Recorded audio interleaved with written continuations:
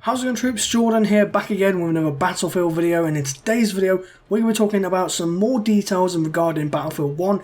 But not only that though, we're not just going to be talking about the campaign details, but we're also going to be talking and moving over to some multiplayer details that have been acquired by some other Battlefield YouTubers that have played the game early.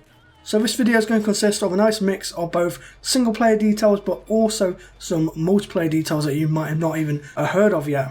So without further ado, let's get into this information.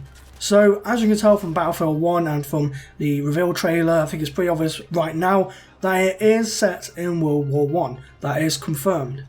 Now when the rumours started to come about saying that it was going to be World War 1, a lot of people were thinking, hold on a second, World War 1, was there hardly any weapons back then? What were the vehicles like? A lot of people thought it was going to be very basic, very simple, it was going to be quite boring and just not enough action and not enough things to, get a game going. But DICE have somehow managed to turn World War 1 into a spectacular cinematic experience, and I'm just absolutely excited. I never thought I'd see the day when World War 1 will get turned into something absolutely astonishing, so kudos to DICE for actually pulling this off. So let's start off with the campaign side.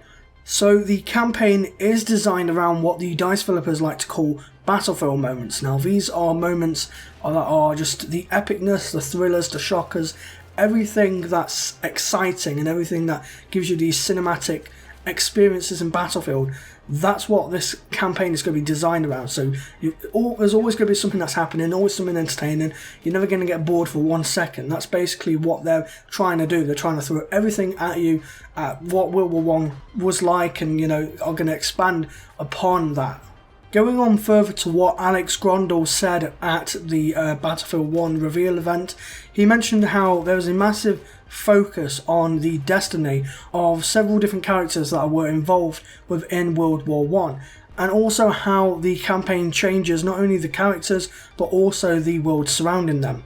Now to me this kind of sounds like what we had towards the end of the Battlefield 4 campaign with basically a choice system. But that was very watered down and that was only pretty much one mission. Whereas from this, I kind of get a feeling that there are going to be some choices involved, not only just once but multiple times throughout the Battlefield 1 campaign. Not only that though, but also horses, swords, tanks and biplanes are confirmed in Battlefield 1. I think that's pretty obvious judging from the trailer. So having biplanes will not only allow for a slower pace in terms of aerial combat, but also will take more skill to use since there's only a minigun and there are no lock-ons in terms of the biplanes. So it seems that the aerial vehicles within Battlefield 1 are going to take a lot more skill than in the previous Battlefield games. So, in the previous Battlefield games we've had jets with heat seekers and lock-on missiles and all sorts of crazy gadgets that are attached with them. Whereas here, it just seems we only have a minigun at our hands, and not only that though, but we also have the plane to control. So it does seem that it's going to take a lot more skill than just having a lock-on attached to your aerial vehicle. So those were some of the main things in terms of the campaign that were further mentioned at the Battlefield reveal event. So now we are going to be taking a look a bit further into the multiplayer side of Battlefield 1, which I think is very, very interesting, and I think a lot of people are going to be either happy or satisfied with some of the changes that have been made. So the first thing is that there are maps and levels that take place within the Italian Alps, that take place around the Arabian Desert, that take place around the Argonne Forest and also other parts of France. The quote-unquote land, air and sea battles that were from Battlefield 4 are again making a return within Battlefield 1. So if you remember in previous Battlefield games, mainly it was just land and air, but Battlefield 4 introduced naval combat to a whole new level, and it has been confirmed that these battles are indeed coming back from Battlefield 4 and are making a return within Battlefield 1. Moving on to the class system, which I think is quite interesting. Once again there are 4 classes, however though some things have been changed around. So we have Assault, we have Medic, we have Support, and we have Scout. So yes, the whole Medic aspect that was previously in the Assault kit has now been completely torn apart, so we now have an Assault class and now we also have a Medic class.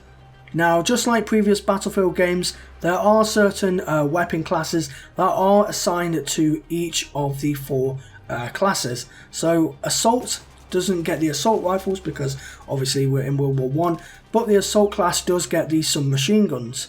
The medic class gets the semi-automatic rifles, the support class gets the light machine guns, and finally the scout class gets the sniper rifles. But it just doesn't stand with those different weapon classes.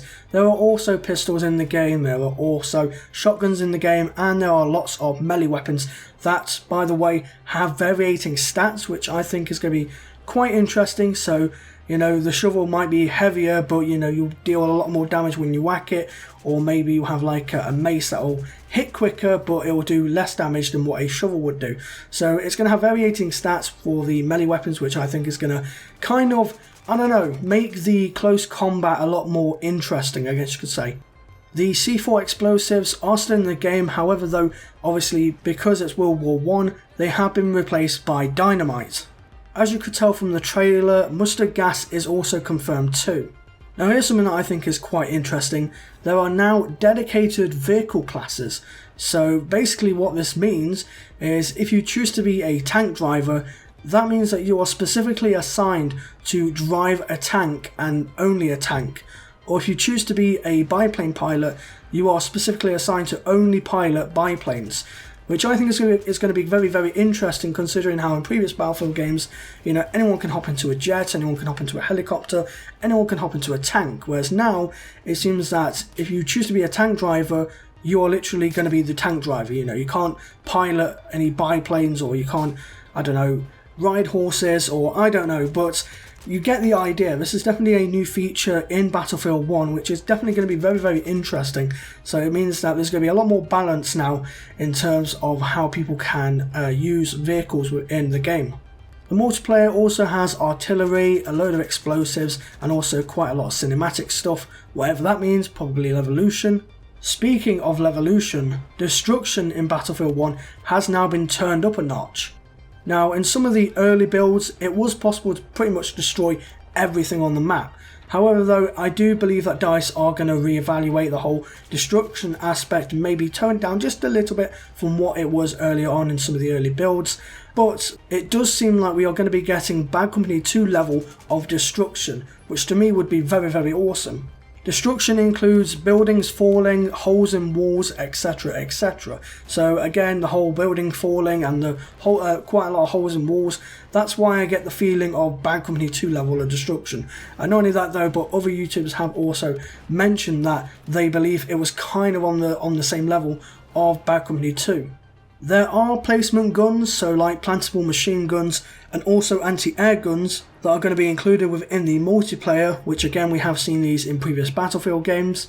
Now note this down people, there are no lock-on launchers or missiles in Battlefield 1. This is obviously due to the fact that the game is set in World War 1 and back then there were no such thing as heat seekers or lock-on launchers. The weapons in Battlefield 1 have been described as very skillful to use, which means that you have basically nothing locking on for you, or basically nothing is doing it for you, you're doing everything yourself, so you're going to be in control. So rather than having a flare sight or an infrared sight, you're going to have your iron sight basically, so you've got to use your own eyes to spot enemies, whether there's a dust cloud that's picked up or whether there's a dark spot on one of the maps.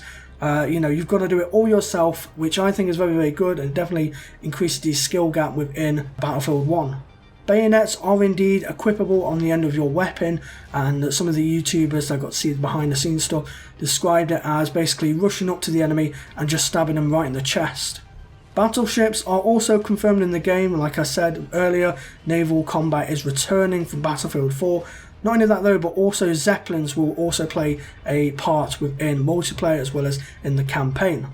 Flamethrowers are also available, as well as an armoured suit that you can equip. And lastly, customization is indeed still in the game, albeit there are some strange things that you'll be able to customize in terms of your weapon and whatnot. That, believe it or not, was available back in World War 1, but wasn't really used much.